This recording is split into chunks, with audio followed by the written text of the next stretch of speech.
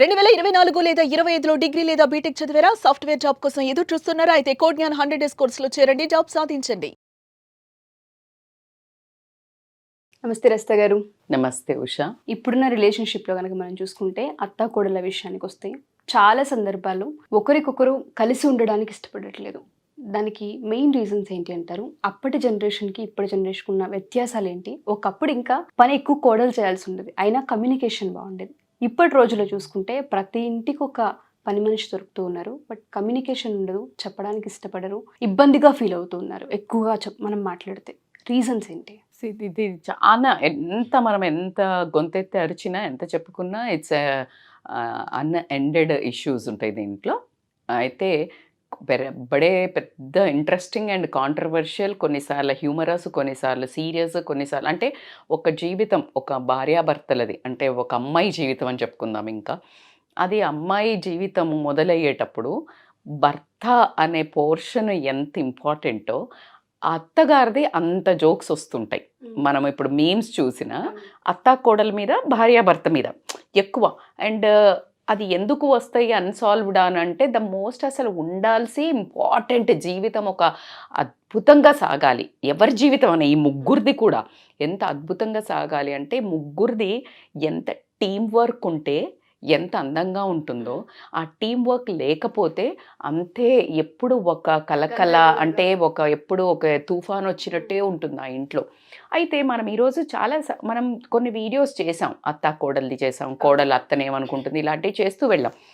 అయితే దీని గురించి మాట్లాడడం ఎందుకు అంటే జనరల్గా అవేర్నెస్ ఎక్కడి వరకు ఉందంటే అత్త అంటే ఇలా ఉండాలి, కోడలికి అత్త అంటే ఇష్టం ఉండదు అనే ఒక చిన్న లిమిటెడ్ నాలెడ్జ్తో వెళ్ళడం జరుగుతుంది. ఎప్పుడైతే మనము ఒక అవుట్వర్డ్గా బయట నుంచి ఒక న్యూస్ వింటున్నప్పుడు మనలో ఉన్న లోపాలు మనము కొన్నిసార్లు చెక్ చేసుకోవడం జరుగుతుంది. ఫర్ ఎగ్జాంపుల్ ఒక భగవద్గీతను వింటున్నప్పుడు యథా యథా కర్మస్య అని మనకు ఒక భగవద్గీత శ్లోకం రాగానే దాని మీనింగ్ అది తెలియదా మనకి? ఏంటి, మన పని మనం చేయాలి, మనము దాన్ని ఆశించకూడదు ఫలితము అనేది చెప్తారు. అవునా, కర్మ అనేది. సో అది మనకు తెలుసు, కానీ అది విన్నప్పుడు అసలు ఎవరో ఒక సూపర్ పవర్ వచ్చి చెప్పినట్టు ఒక్కొక్కరికి ఏమో ఒకసారి విన్నప్పుడు అదే రోజు వింటాం, కానీ ఒకసారి అలా ఒక జ్ఞానోదయం అవుతుంది. నేను ఒక లెటర్ రీసెంట్గా ఎక్కడో నాకు అక్రాస్ అంటే నేను ఎక్కడ చూశాను అనేది గుర్తు రావట్లేదు, మరి యూట్యూబ్లోనే సమ్వే ఐ హర్డ్. అయితే నేను కూడా దీన్ని నాదైన శైలిలో కనీసం మనకంటూ కొంత వ్యూవర్స్ ఉన్నారు, సుమన్ టీవీకి అంతా కొంత వ్యూవర్స్ ఉన్నారు, వీళ్ళకి ఒకసారి ఓవరాల్ వ్యూగా ఇచ్చినట్టయితే ఏమైనా కొంతమంది అత్తలు గనక అలా చేస్తూ ఉంటే వాళ్ళు కరెక్షన్ చేసుకోవటం కానీ కోడళ్లకు కాస్త ఓదార్పు కూడా కనిపించిద్దేమో అన్నంత ఈ ప్రయత్నం ఎందుకు? ఏదో దీన్ని తీసుకొని చర్చ చేసి మనకు వచ్చేది ఏమీ లేదు. ఎవరికైనా చిన్నగా ఒక్కరైనా మార్పు వచ్చినా కూడా ఇంకంతకంటే ఏం కావాలి, మనది ఈ ప్రయత్నం అయితే సక్సెస్ఫుల్ అన్నట్టు. ఫస్ట్ పాయింట్, అత్తకు కోడలు ఏం రాసిందంటే జనరల్గా ఇది కాంట్రవర్షియల్ అని మనం మాట్లాడుకుంటే ఒక కోడలు అత్తకు రాసింది, అత్తయ్య, ప్రియమైన అత్తయ్య గారికి నేను నా ఒక భావాలను ఈ ఒక లేఖలో పెట్టదలుచుకున్నాను. అందులో ముఖ్యంగా ఫస్ట్ నాకు ఆశ్చర్యం వేసింది ఏంటంటే మీ ఇంటికి రాగానే మేము అంటే జనరల్గా మీరు ఇందాక మాట్లాడినట్టు ఇద్దరు ఒక దగ్గర ఉండడానికి ఇష్టపడట్లేదు. ఆ అత్తలు కూడా కాస్త భయపడే ఒక వర్గం అయితే ఉన్నారు. అమ్మ ఎందుకులే అంత నిష్ఠూరం కంటే ఆది నిష్ఠూరం బెటరు అని చెప్పేసి తిట్టించుకోవడమో, దాని తర్వాత ఇంట్లోంచి వెళ్ళిపోవడం అదొక పెద్ద టాక్ అవుతుంది కాబట్టి ఎవరిది వాళ్ళని పెడితే బాగుంటుంది అనే ఉద్దేశంతో పెడుతున్నారు. అయితే మీరు ఇంట్లో నుంచి నాకు ఫస్ట్ రాగానే వెళ్ళేప్పుడు ఏం చెప్పారు అంటే నా కొడుకుని బాగా చూసుకో అని చెప్పారు. నాకు భలే ఆశ్చర్యం వేసింది. నేను కదా నా కుటుంబాన్ని వదిలేసి వచ్చింది, నన్ను కదా మీరు బాగా చూసుకుంటామని అడిగి తీసుకొచ్చుకుంది, నేను కదా మీ ఇంటిని రన్ చేయాల్సింది. మా అమ్మ నాన్న అప్పగింతల్లో మీ కొడుకుని నాకు అప్పగించలేదు, మీకు అప్పగిచ్చారు కదా, మరి నేను బాగా చూసుకోవడం ఏంటి? తను కదా నన్ను బాగా చూసుకోవాల్సింది. మీరు ఇలా చెప్పంగానే నాకు ఒక రవ్వ ఆశ్చర్యం వేసింది. పైగా మీరు ఒకసారి ఆలోచించితే ఇప్పుడు నాకు కూడా అదే తోస్తోంది, వాళ్ళకి కదా మనం ఇవ్వాల్సింది, మన చేయిని కదా పెట్టాల్సింది లేడీ చేతిలో. ఎక్కువ మంది, నేను కూడా చాలా మా తమ్ముడిని బాగా, ఇప్పుడు మా ఇంట్లో కూడా జనరల్గా చెప్తుంటారు మా తమ్ముడిని బాగా చూసుకుంటున్నాం. ఆశ్చర్యం వేస్తా ఒక డైలాగ్కే నేనైతే చాలా ఒక రకమైన కన్ఫ్యూజన్ స్మైల్ ఇస్తానులేండి వాళ్ళకి, అది పక్కన పెడితే బాగా చూసుకోవడం అంటే ఏంటి అంటే ఎక్కడ మీరు గమనించండి కొంతమంది, నేను ఇది మళ్ళీ అందరూ హార్ట్కి తీసుకోకండి, ఎవరు చేస్తున్నారో వాళ్ళకి తగిలి వాళ్ళు మారితే సరిపోద్ది. భర్తలు కూడా ఏంటి, ఆఫీస్ నుంచి రాగానే ఒక షూ అక్కడ, ఒక సాక్స్ ఇక్కడ అలా పెడితే తీయాలా అంటే, మనిషి ఎక్కడ కూర్చుంటే అక్కడికి నీళ్లు తీసుకెళ్ళి ఇవ్వటము, ఎక్కడ కూర్చుంటే అంటే ఫ్యాన్ వేసిన ఫ్యాన్ బంద్ చేయడానికి ఒక మనిషి, ఇవి చెయ్యడానికి దీన్నా బాగా చూసుకోవడం అంటే, మరి నన్ను కూడా చూసుకోవాలి కదా, నేను నా కుటుంబానికి వదిలేసి వచ్చాను కదా. రెండొక పాయింట్ నాకు తట్టింది మీరు చేసే పనుల్లో, మీరు ఎప్పుడూ మాట్లాడుతుంటారు నా కొడుకు గురించి నాకు తెలుసు అని. మీకేం తెలుసో అక్కడే ఆగండి. కొడుకు కరెక్ట్ అని చెప్పొచ్చు తల్లి, నాన్న మంచి నాన్న అని చెప్పొచ్చు పిల్లలు, ఒక సమాజంలో ఒక మంచి పౌరుడు అని సమాజం చెప్పొచ్చు. మంచి భర్త అని ఆమోదం ఎవరివ్వాలి? భార్య మాత్రమే ఇవ్వాలి. ఆ టైటిల్ మీరు ఇవ్వకండి. నేనేదైనా ఒక సందర్భంలో ఇలా చేశాడు అని చెప్తుంటే, నా కొడుకు అలా చెయ్యడు, నా కొడుకు గురించి నాకు తెలుసు అని మీరు మాట్లాడతారు, ఆ మాట వెనక్కి తీసుకోండి. ఎందుకు అంటే, మీరు పెంచొచ్చు, ఎలా బిహేవ్ చేస్తాడో మీకు అటు వరకు తెలుస్తుంది. తర్వాత మీరు ఒక ఉద్యోగం వచ్చి ఒక అర్హుణ్ణి కూడా చేసి ఉండొచ్చు, కానీ మీరు ఇవే షేర్ చేసుకున్నారు. నేను తనతో ఒక పడకను కూడా షేర్ చేసుకుంటాను. ఒక భర్త అనే వ్యక్తి ఎలా బిహేవ్ చేస్తాడు, ఏ మూడ్లో ఎలా ఉంటాడు, ఏంటిది అనేది ఓన్లీ నేను మాత్రమే చెప్పగలుగుతాను. అదే గనక మీరు ఇలా ఏదైనా గొడవ అయినప్పుడు, అవునా అమ్మ నేను చెప్తానులే సర్ది అని చెప్పి, అరే ఎందుకు చేస్తున్నావని కనుక మీరు మీ కొడుకును మందలిచ్చినట్టయితే నాకు అది చాలా ధైర్యంగా ఉండేది.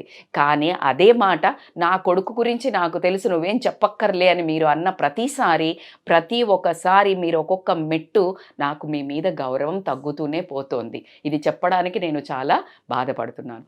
థర్డ్ మోస్ట్ ఇంపార్టెంట్, మీరు ఎప్పుడూ ఒక మాట చెప్తుంటారు, నా కొడుకు చాలా అలసిపోయి వస్తాడు, కష్టపడి వస్తాడు, నువ్వు బాగా చూసుకో, బాగా పెట్టు అనేది జనరల్గా మన ఫ్యామిలీలో కూడా చూస్తుంటాం. అసలు నేను అత్తల గురించి మాట్లాడే ముందు అమ్మల గురించి కూడా ఇక్కడ నేను యాడ్ చేస్తున్నాను పర్సనల్గా కూడా. మీరు గమనిస్తే జంట వచ్చాడు ఇంట్లోకి, ఆఫీస్కి వెళ్ళి ఎలా రెస్పాండ్ అవుతారు?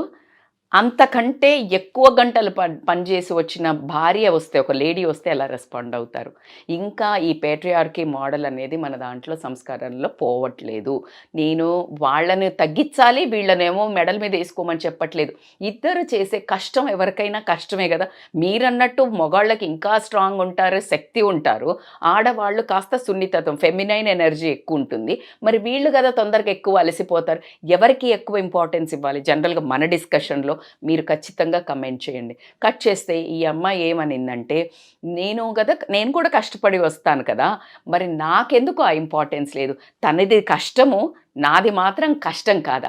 ఇంకా నేను వర్కింగ్ విమెన్స్కి అయితే నిజంగా కూడా నాకు ఎప్పుడు వాళ్ళను అంటే నాతో సహా నాకంటే ఎక్కువ 9 to 5 జాబ్.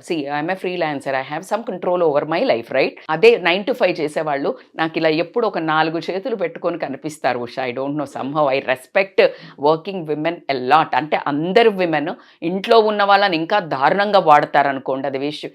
సో ఆ వర్క్ మేము చేస్తున్నాము, నేను ఇంకా డబుల్ డ్యూటీ చేస్తున్నాను కదా. మరి మాకు లేని, అరే అమ్మాయికి కాస్త చేదోడు వాదోడుగా ఉండు, ఏదన్నా పనుల్లో హెల్ప్ చేయని ఏనాడైనా మీరు చెప్పారా? సరే అది చెప్పకపోయారు, కనీసం నీ పనులన్నా నువ్వు చేసుకోరా అని ఏ రోజన్నా చెప్పారా? అసలు సొంతగా ఒక ఆడ మనిషి ఇంటి పనులు సవరించడం ఎంత కష్టమో మీకు మాత్రం ఒక ఎక్స్పీరియన్స్ ఉంది కదా అనే ఒక క్వశ్చను ప్రతి అత్త వేసుకున్నట్టయితే ఈరోజు ఈ లేఖకు సమాధానం ఈజీగా దొరుకుతుంది. అండ్ 4వ పాయింట్, నాకు ఇంకొకటి బాగా గుర్తొచ్చింది. మీ ఇంటికి రాగానే మా ఇంటిలో ఇలా నడవదు, మా ఇంట్లో రూల్స్ ఇలాగా అని మీరు చాలా చెప్పారు. అయితే ఆ రూల్స్ ఏంటత్తమ్మా? ఇది ఇల్లు కదా, ఇదేమన్నా జైలా? నేనేమన్నా జైలు ఖైదీనా? రూల్స్ ఏంటి? అందరం కలిసి ఉంటూ అందరికీ అనుకూలంగా ఉన్న ఒక రూల్స్ పెట్టుకుని మనిషికి మనిషి సహాయం చేసుకుంటే అందరి జీవితాలు అద్భుతంగా ఉంటాయి కదా అనే ఆమె క్వశ్చన్కి రియల్గా రూల్ చేసే అత్తలు ఎవరైతే అప్పటిదాకా ఒక నార్మల్ స్త్రీగా ఉన్న ప్రతి ఆడ మనిషి అత్తగా అంగానే తెలియని ఒక పవర్ అయితే, ఒక చంద్రముఖిలాగా ఒక పవర్ ఎంటర్ అవుతుందేమో అని అనిపిస్తుంది నాకు.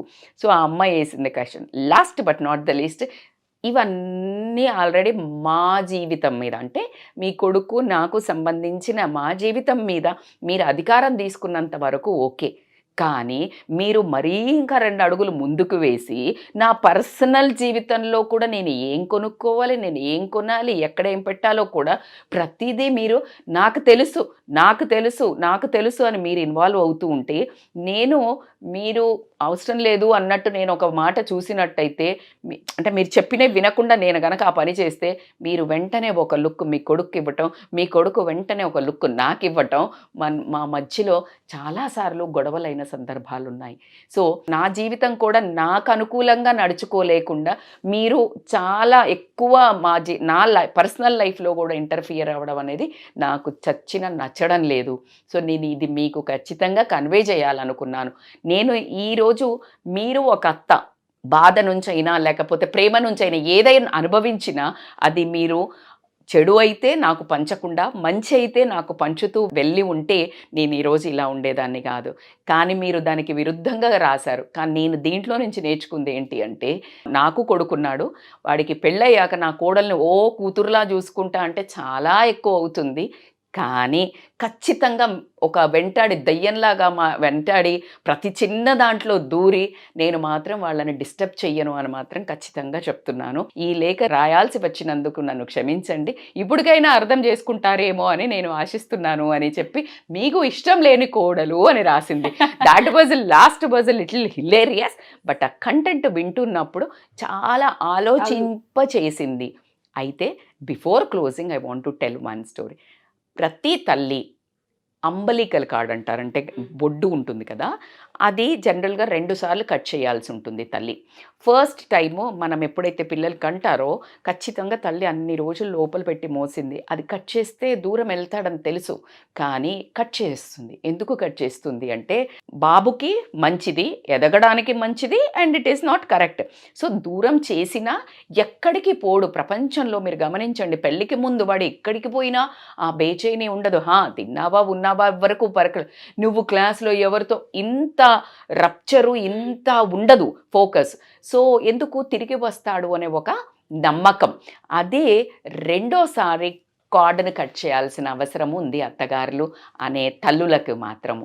కొడుకుని పెళ్ళైన తర్వాత ఆ సెకండ్ కార్డ్, ఇన్విజిబుల్ కార్డ్, ఆ బొడ్డు ఏదైతే అది ఇంకా ఎక్కడో ఒక అంటి పట్టుకొని ఉంటుంది కదా, అది కట్ చేయకపోవడం వల్ల ప్రతిసారి వాడు ఏం తింటున్నాడు లేదు, నీ అమానత్ అయిపోయింది.